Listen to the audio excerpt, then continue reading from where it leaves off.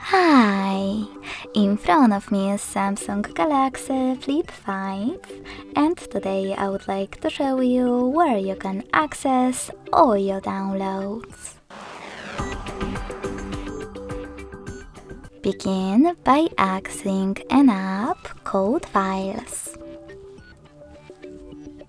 If you never used it before, click on Allow. Tap on the gray sweater next to Files by Google and then select Browse at the bottom in the middle.